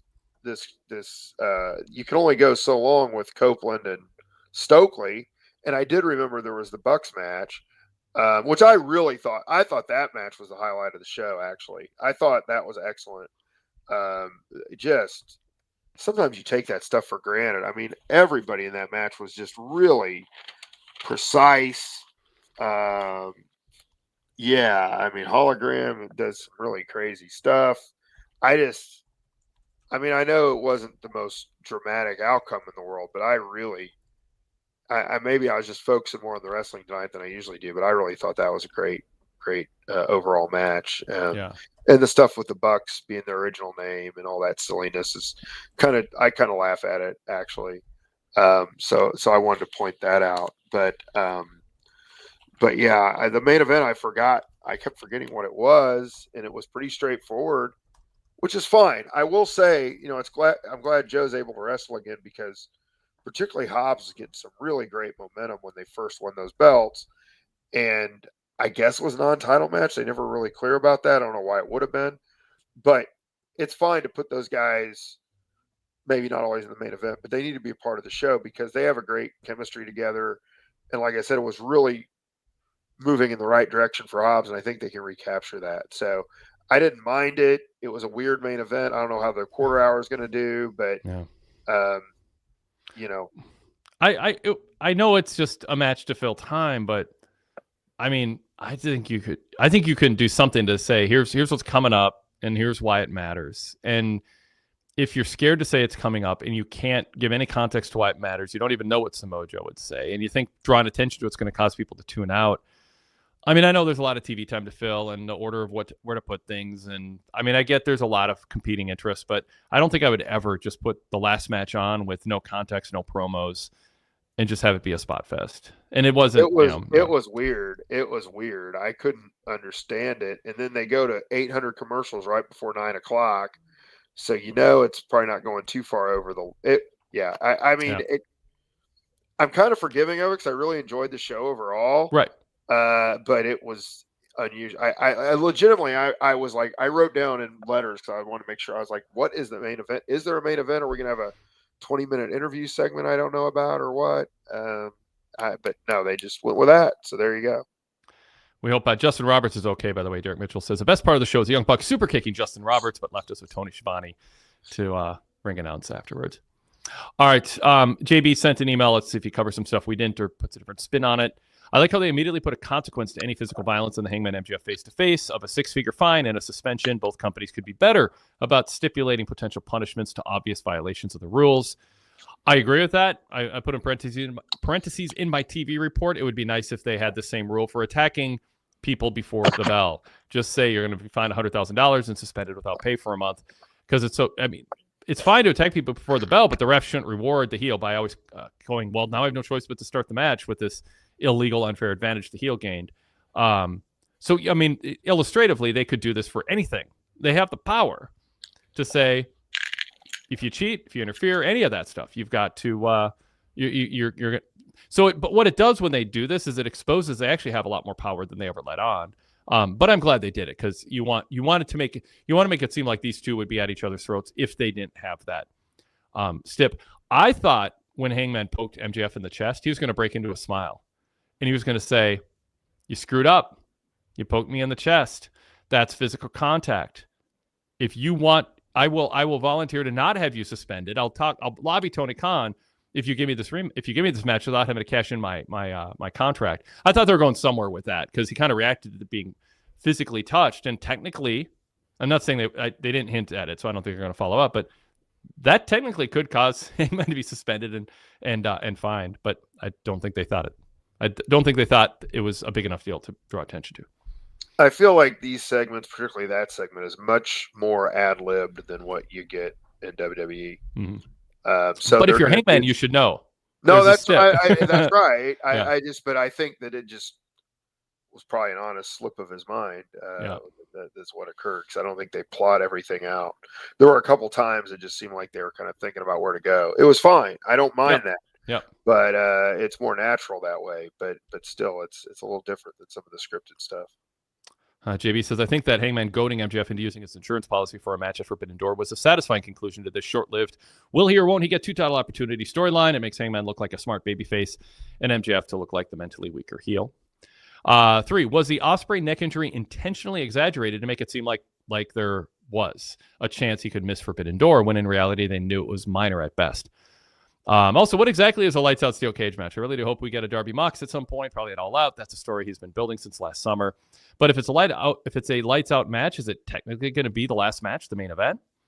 Side note: after the announcement of all the participants in this match by Shivani before the main event, will this match essentially be this year's version of Blood and Guts? Anything you want to say to any of that, Dan? I mean, technically, it should be the last match. I don't think it will be. It's kind of funny. I was going through some of the old YouTube stuff, and they put the 1986 Great American Bash up on YouTube. I don't know if you saw any of that, Wade, but it's the Flair and Nikita, or 1985. I'm sorry, 85 okay. Great American Bash. It was Flair and Nikita, but that wasn't the main event of the Great American Bash. What was? They turned the lights out, and then who do you think was the main event? Ric Flair. No, it wasn't Ric Flair and Nikita Koloff. I assumed that was the main event when I read in the magazines and stuff. It had to be Ric Flair. I don't care. Who could headline after Ric Flair in that era? Dusty Rhodes, of course. Okay, yeah. They turned the lights out, and they had a lights out match for the TV title. But then it was for the title, which is... Was it Tully? Tully and Dusty. Okay, yeah. And Dusty wins the title, and everybody goes home happy. But I was like, this guy's something else, man. I mean, I love Dusty, don't get me wrong. But you talk about somebody that didn't worry about what people thought about his ego. He had no shame. I was like, I mean, Ric Flair and Nikita to me was a huge deal when it happened, and but it wasn't real. It was the main event of the legal card, but anyway. Yeah. So we'll see what they do with the. But I think they will not abide to that. I'd be surprised if the lights out steel cage match, which I thought Ospreay was funny when he's like, I don't even know what that is. It's just. Yeah. And by the way, I do think we get Darby Moxley at All Out. At All Out. Yeah. All right, number 4. Will we ever at any point after the complete implosion of the Death Riders come full circle and get a Mox versus Yuta match to truly give Yuta the Mox rub and try to elevate him as he moves into a definitive singles role? Do the Death Riders finally implode after consecutive feud losses to Hangman and Darby? Yuta has the best heel heat in the business this side of Dominic, and people like Dominic more than they like Yuta. So at this stage, I mean, he's so good at getting heel heat at ringside, and I mean, they got something. I think you can don't rush that. You can parlay it into a babyface, but don't rush it. Exactly, Dan. Yeah. That's let that build a little longer. Yeah. There's more rub in delaying that gratification before doing it. Interesting. They acknowledged Renee and Mox's marriage during the Ospreay backstage interview tonight. How do you feel about that? When they bring it's always weird. I mean. And I don't even know how to handle it. I'm fine with it. Sometimes it just is just weird because she's so happy-go-lucky, yet she's always interviewing guys that her husband hates, pretty much. Swerve, Ospreay. It's like, but she's happy to see him, and she's and she's great. Like, you can't replace her. So you need to have her do that. So I don't even know I've given up trying to solve it. But he said that, then she's all like, "Oh, damn, what am I supposed to do?" It's like, well, I mean, he just asked you to pass along a message. I don't know. It's fine. She's so good that it's fine, I guess. When Moxley's not trying to suffocate people with plastic bags and like, it's tough to believe Moxley is like old school me, which I think there's things that are old school that should be considered timeless, and it's abhorrent and blasphemous that they are not timeless. They should just say on television that Renee and Mox are separated. That would be fine. Yep. Yeah. Because you can't act like they aren't together. You can't ignore it. Old school, you would have just not acknowledged it on TV. Yep. It'd be like Sam Mushnick telling Larry Madison not to wear his wedding band on TV just for, because he's, but yeah. So it's like, you can't do that. So acknowledging that, it makes it a little more forgivable, and then they play into it. I don't know. She could just. I don't really like it when they play into it, but I understand why they do it. Yeah, I would not do it, but if you're gonna do it, I mean, let people just tell the story. I mean, people know Dom's married to someone who's not on TV, but he's got this love triangle going on. So just have Renee say to Ospreay where the mic catches it, "We're actually separated now. I haven't been in his whatever." And like. And just like kind of enter that into canon. And then, but I would have done it back when Moxley was a little more crazed. He's a slightly more normal, where you can imagine them, kissing themselves goodnight. Anyway. All right, the crowd roast to Big Stoke tonight was an interesting twist to the wrestler-manager match that I don't really recall seeing before. I actually didn't really hate it, but I'm glad that it ended on a more serious note. Copeland definitely seems like he tries too hard to be cool at times, yes. It was really weird how we went from that weird, still seemingly heel promo from Christian just 2 weeks ago to him coming out to save Copeland tonight. Much like the Hurt Syndicate MJF, it feels like we skipped a few chapters. I do think that the juice is going to be worth the squeeze with what I imagine will be a rather brief reunion tour, so I'm a bit more forgiving. I am glad that the announce team did acknowledge the conflicted looks between the two and asking the question, have all the past wounds been healed between the two? Which still leaves some questions in our minds. So, Dan, JB agreeing with us on a lot of things, but the Stokely humor, one more time, and then he bounces off of Copeland a second time. The crowd was, I thought, pretty clever and having fun with this in a way that you would want for this type of match. My favorite chant in a while was "Fight Forever." After Copeland just beat him up at ringside, and the fans are doing that. I thought that the interviews with I assume planted the crowd. Yeah, they had to be. They had to be. It was fun. Maybe a little hokey because the problem with that is all I'm thinking is, are these plants? Right. And what if they say something crazy? Yeah. And they might argue that's a feature, not a flaw, but it's like, to me, it took me out of it because I'm like, okay, there's fake people in the crowd who they have ready to give lines, so they're not going to sound natural. I think it worked, but it broke my immersion in the what was going on, because all of a sudden I'm thinking about, there's no way they're putting a live mic in front of a random fan or asking a woman, will you be his hoe? Like, so... I mean, it's absurd. It's funny. Like I don't think he phrased it quite that way. He didn't phrase it that way. He said, "Would you go out with him or something?" He was a little more PC than that, if I recall correctly. Oh, I think he just said, "Does he have any chance with you?" That's right. Something like that. Yeah. But it does. I mean, I guess it implies to go on a date. But I mean, I don't know. No, I understand.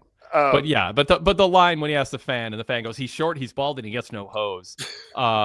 It's done in such a lighthearted, funny way. So. Well, the guy had a sign that said that, so it makes sense that if he asked that person that was holding that sign, that they would say that. I've got to confess, I laughed way too hard at that whole segment. I really enjoyed it.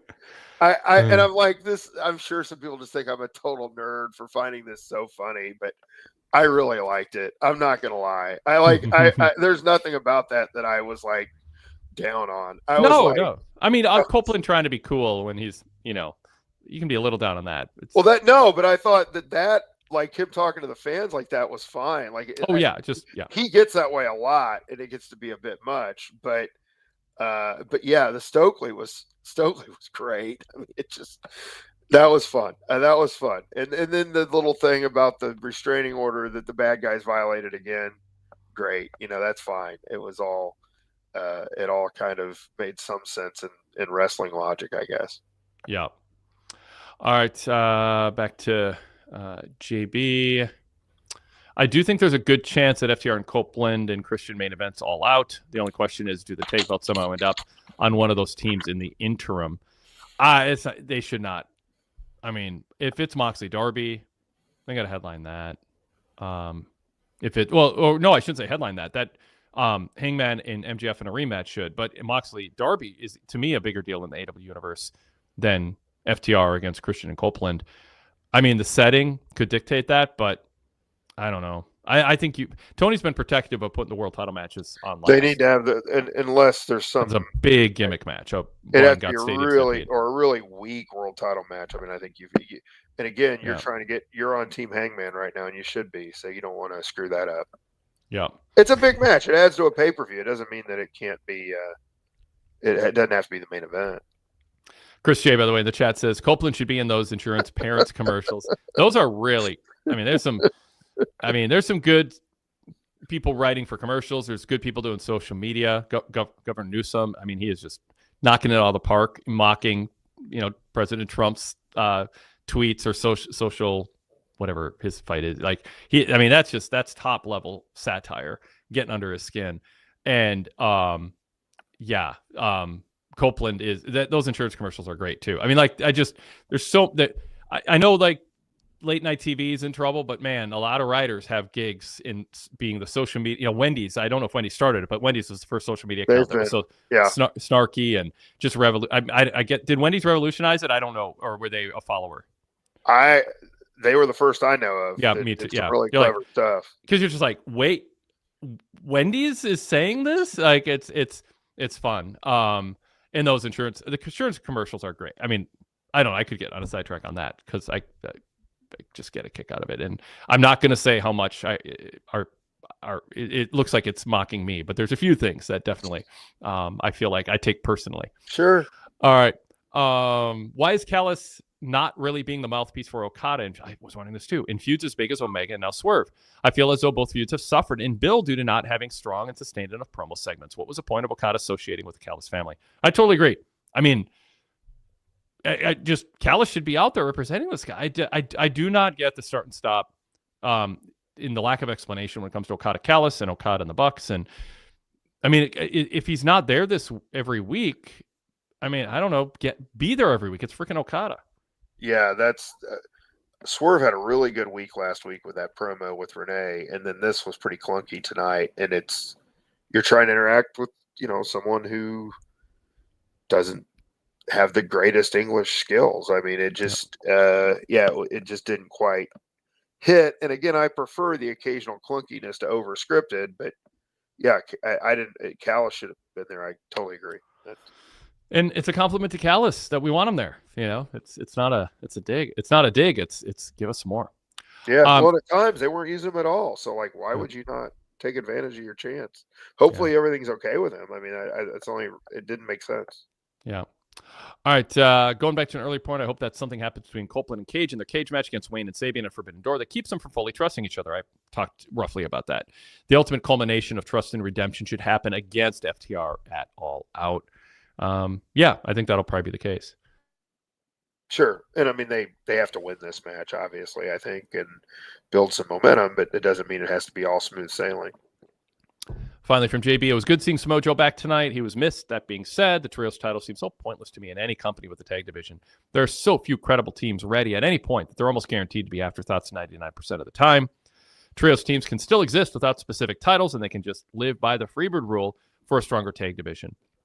That's a much better compromise, in my opinion, if we stipulate that TK insists on having Trios teams. As always, love the show, and go VIP. Thank you, JB.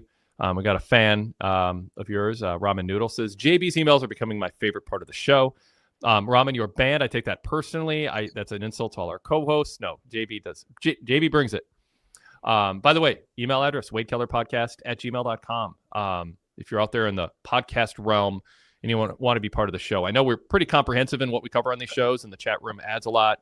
But, encourage you, don't give up on the email format. We'll incorporate more of them into the show with some fresh voices, but we'll still prioritize JB. The thing that no one brought up is the Hook. Sky, I was going to mention the Batman that. thing. Yeah. So I'm glad. I was worried that something was going on with him with a concussion that was way more serious than anyone was letting on. It just felt like people were being kind of quiet. I mean, I talked to someone in AEW and they're like, "Oh yeah, when Hook got hurt," it was sort of a flippant comment. But others were like, yeah, I think it was sort of a big deal. So I don't know. It's medical stuff. So people often keep that very private, but I was happy to see that teaser, and it made it seem like he's a big deal. I'd probably do that. I'd probably put my time into Zack Sabre Jr. before Hook right now when it comes to try to make somebody out to be a big deal, to pick one name. But yeah, what do you think? Well, but that was 10 seconds or whatever, I think. And it does. It's good to get him on your radar right before having the ops, because there's that tension about he was removed from the team because he was hurt, and how's he going to react to that? And I think that was the idea, that maybe you're supposed to be wondering about that. So, and hopefully so. I mean, that'll be interesting to see how that plays out. Yeah. All right, very good. Dan, anything else you want to bring up from Dynamite? Any other notes you might have? No, like I said, I had fun tonight. It was kind of a clunky show at times, but overall quite enjoyable. And I think we went through a little bit of everything here. So it's always a fun discussion. Appreciate all the feedback from everybody. I'll throw a couple chat comments up, Dan, quick on just on the business talk that we had earlier, because I didn't want to go longer on it, but as a little bonus segment here. Fanblast said, are AEW's options for another deal in a few years dwindling? TKO now does business with NBCU, Disney, Fox, Paramount, Netflix. Only ones left are WBD and Amazon. Those aren't too bad choices. I mean, Warner Brothers Discovery going through stuff, but I mean, I think HBO Max, I think, is here to stay.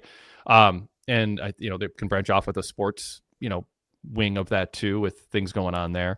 Amazon's a good option. Scott TPA said AEW needs to get on a streaming platform for their monthly events fast. King of Strong Style says it's got to be Max host pay-per-views. If not, it just makes you question AEW's importance to Max. Derek Hubbard says the political ties between sports, business, media outlets, and politicians is concerning to me. I wish I could remove my interest from all politics and compartmentalize my politics from my hobbies. That would be nice. Well, I mean, it's reasonable to wonder about some of the backstage machinations behind this whole Paramount stuff. Yep. I mean, you can't just ignore. We need to get into all of it, but I mean, that's openly being called a bribe on like late night talk shows and social media. The money paid to Trump. So, and then the Colbert thing. I mean, it's just right. That's what I was getting at. I mean, it's appearances are not the greatest. I'll say that. And people can make their own conclusions from there. Yeah.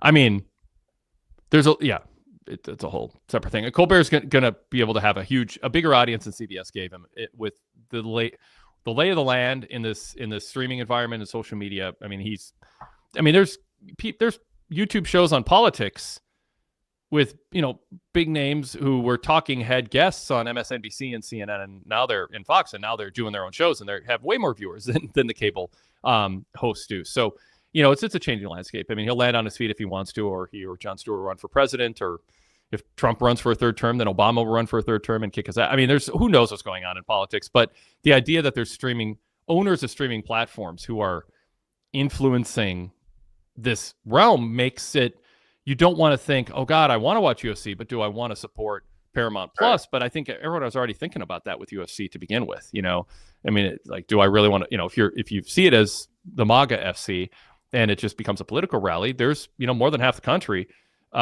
is going to be like, yeah, and some people don't think about it, and others do. I bring up Target all the time. It's a local company where we see headlines all the time. They've lost foot traffic and sales and loyalty because of abandoning their support of Pride in the Twin Cities and capitulating to Trump. And, some brands can take it because they don't stand for anything. Target seemed like they stood for something. And when that gets taken away, and CBS looked like they were this brave network. I don't know if brave's a word, but like a network that gave creative freedom to somebody who was a satirist, who also is a decent guy who saw politics of the day for what it was and called out on it every single night. And then, the perception of the brand changes, and especially as ownership changes. So anyway, Derek, sorry. You led us down this road. Well, let me answer the first question real quickly. I don't, PFL's on ESPN, and the idea that now under Vince, sure, they're going to be like, if WWE's on your platform, you can't have this other one. But some of these deals are enough money, and some of them are just with UFC. I certainly don't think someone that's not dealing with WWE, that's just dealing with UFC, like say a Paramount or a CBS, there's no reason they couldn't have AEW. I think that's a good point. We can't just assume that anything TKO touches is dead to AEW. I don't think that's accurate. Doesn't mean that it'll happen, but it is still a possibility, particularly if WWE is not involved. There's always Howdy on Roku. An upstart for $2.99. Don't forget about them. There's everything. I can't keep up with it all. Derek Hubbard says the money is so much. It does not seem real to me. I'm fascinated by the strategy of all the parties involved. The changing media landscape is so complex and multifaceted. It's hard to fully analyze. Darrell points out some people were paying over $1,100 a year for all the UFC pay-per-views and also paying for ESPN Plus. That's wild. It's different now. And a lot of people are going to. It'll be interesting what this does to ESPN Plus, because they're going up to. My renewal is $120. I don't use it for UFC. I use it for the second tier K-State games and stuff. But Zach Barber says, to me, WWE got off pay-per-view because it can make more money guaranteed elsewhere, not because it was dying. And I mean, it's disingenuous of WWE execs to try to, trash, in a passive aggressive way. Well, and Dana White's pushing against that because they're trying to sell pay-per-view for another 4 or 5 months. You got Ari Emanuel saying, "Oh, pay-per-view's dead." Dana's like, "Whoa, no. That's funny. Let's not put the dirt on the coffin yet. We're trying to make some money here. This is your last chance to be part of an exclusive group of people who really want to pay for this stuff." That's right.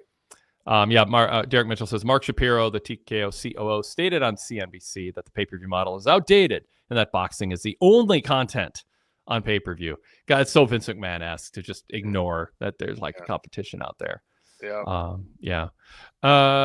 Derek also points out UFC's losing some of the promotion of ESPN. Daniel Cormier on First Take and SportsCenter for big fights, and UFC's banner during NBA games. Yes and no. ESPN's still going to cover UFC. I mean, their job is to cover stuff, but it's going to be different. I mean, by definition, Anyway, So I went through a few of those comments. Anything else you want to say on that topic? It's just, like I said, I'll be even more on top of it in 12 days when I have to teach for the first day. But it's to me, it's a fascinating landscape. We do a roundtable on the future of college athletics with the guy that runs the Go Power Cat, the 24/7 site here, and then a friend of mine who's a writer for the Kansas City Star, and then another former student who's done some real dynamic analysis of television TV rights fees. He's done work for Formula One, helping them negotiate. And so I always look forward to that. I love studying it. Yeah. It's just it's a pretty it never gets old. And can people guest watch your show? Yeah, absolutely. I call it your show, your class. No, I have. Well, this is actually an Econ Club meeting we host. So we've streamed them in the past and probably will again on my Zoom page, but then I put them up on YouTube. So if anybody's really interested, they can find me on the social media, whatever, reach out. I can try to, every year by now it's a little dated from last year, but I have several of them on my YouTube page. So it's changing really fast. Yeah. You might want to take those down. It might be embarrassing with all the changes in the last year. I'm going to sound like a jerk, Wade, but if you look at the ones from 7 or 8 years ago, I look pretty damn smart. So it's actually it's kind of cool. That's good. See how some of the things happen. I asked Guy Evans at the end of part 3 of my nearly 3-hour discussion on Hulk Hogan's role on Nitro, and he got into plugging the book, and I said, and I interrupted him how does my stuff hold up? Yeah, you read out, he quoted the Torch and me throughout his books, and I said, as a source for some of the primary topics you covered, how does it hold up? And he's like, yeah, it holds up really good. And he's people can listen, but he said one of the keys is that he realized in reading my stuff is that I did a good job getting the personalities and what drove them to do what they did. That was and that's something I like to do. It's the palace intrigue can be, seen as in some way, but it's not the Cosby stuff. It's I want to understand what makes people tick and why they act the way that they do, and what dynamics lead to massive decision-making and changes in political power being executed. And he said, after he interviewed hundreds of people for this book and got to know people well, including Eric Bischoff, he looks back on my reporting in that era, and he's like, yeah, everything holds up in terms of who these people are and what motivated them. So he goes, and that's not the only thing, but that's what really stood out. So it's fun when your stuff from, from 7-8 years ago, or in this case, 30 years ago, that's someone who writes a book and does a contemporaneous deep dive on it, goes, yeah, this stuff holds up. I mean, obviously I read a cover story and it's there's a thing where you're like, but maybe it's leading here, and it didn't, but I mean, that's just, presented in that context. So anyway, pwtorch.com/govip. That the Hogan coverage, really, I think if you dive into it and you just march through that 12-part series in any order, like Dan says, there's some he hasn't gotten to yet that we did early on. There's no order to them. They're all independent of each other. The George Schreier one, the Kelly Wells merchandise one, the media critique, the SE editor, which talked a lot about the WCW stuff, but more, and the Guy Evans interview. And Rich Fan talking about the 10 years of scandals with Hogan in the last 10 years of his life. So, listen to them in any order, but I think if you've been kind of waiting for an excuse to dive in and support us, this is the type of thing we do. When big stories break, we really try to rise to the occasion and put in extra time and effort. And I'm proud of what we put together so far. So check it out, pwtorch.com/govip. You can also, by the way, get full information on that. We'll put the graphic on the screen for our YouTube viewers. pwtorch.com/govip gives you details on all the ways to sign up. Thanks again, Dan. Look forward to doing this again. Good luck with getting back in the college realm. Thanks, sir. Great talking to you. Thanks. And thanks, everybody, for joining us. We'll talk to you all next time.